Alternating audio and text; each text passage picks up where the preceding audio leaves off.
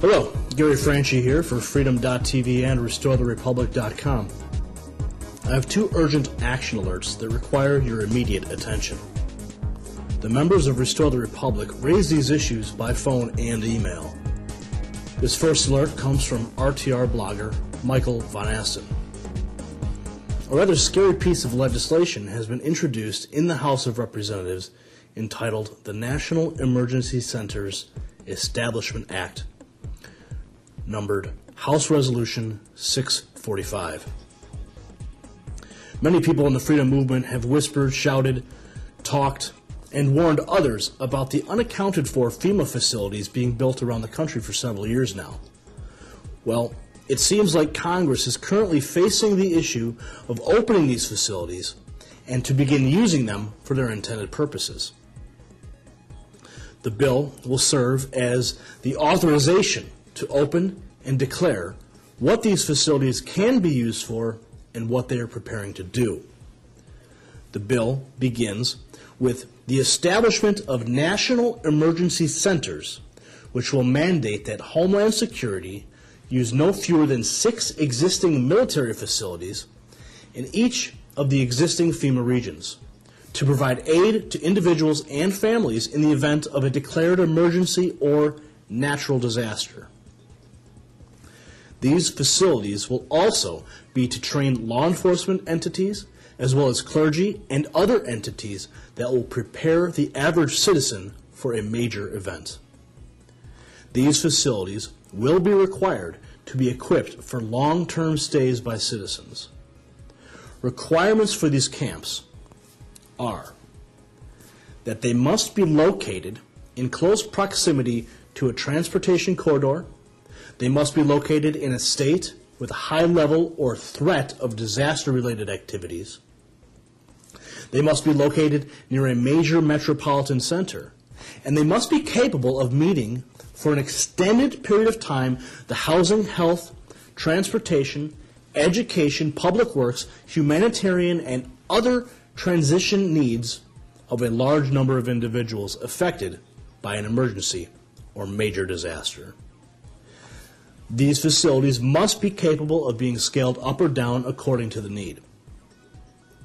It must be capable of housing existing permanent structures necessary to meet training and first responders coordination requirements during non-disaster periods.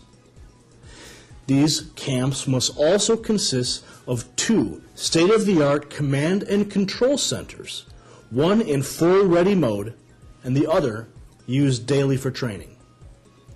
The bill designates an initial funding estimate at $360 billion for a period of 2 years.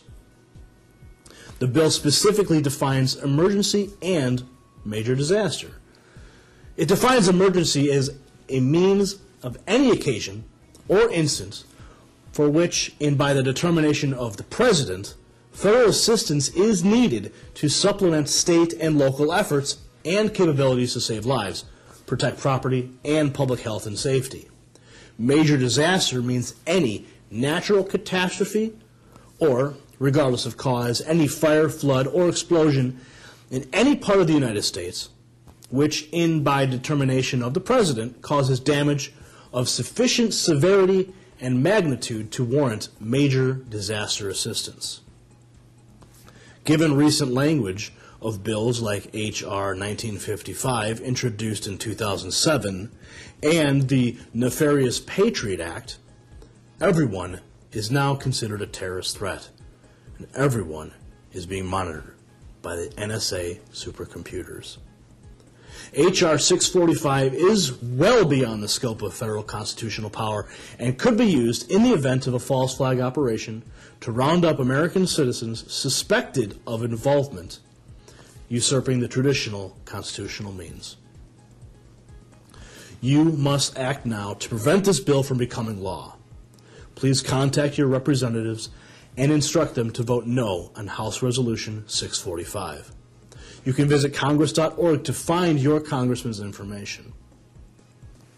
Now, the second alert comes from RTR member Eric Nordstrom from Nordstrom1.com and is related to our fight to keep our rights to bear arms.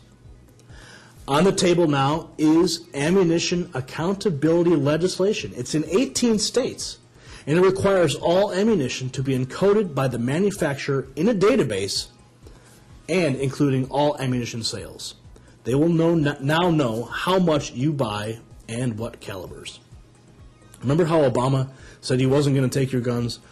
Well, it seems that his allies in the anti-gun world have no problem with taking your ammunition. According to ammunitionaccountability.org, the driving force behind this legislation, nobody can sell any ammunition after June 30th, 2009, unless the ammunition is coded. Any privately held, uncoded ammunition must be destroyed by July 1st, 2011. This includes hand-loaded ammunition.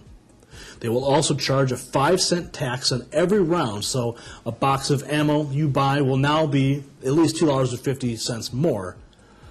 Now, if they can deprive you of ammo, they don't need to take your guns.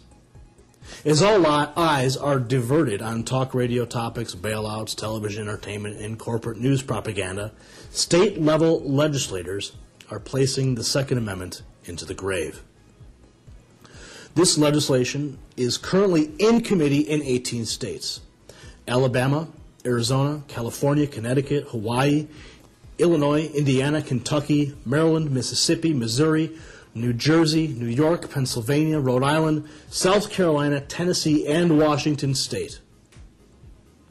To find out more about this anti-gun group that is sponsoring the legislation, go to their website at ammunitionaccountability.org/legislation.html.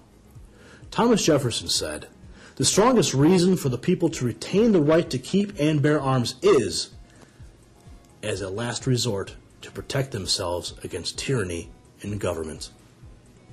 Remember, being an American doesn't mean simply voting in every election. It means making sure our rights and liberties that make us Americans do not fade to black at the stroke of a legislator's pen and the lobbyist's checkbook.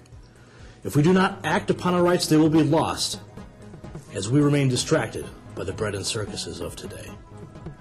Contact your state representatives and legislators. Contact your congressman. Tell them you're watching them and their votes. And if they don't listen to you, you'll be sure to take their seat come next election. On behalf of Freedom TV and RestoreTheRepublic.com, I'm Gary Franchi. Please forward this link to everybody that you know. And remember, stop watching America and start living America. Good night.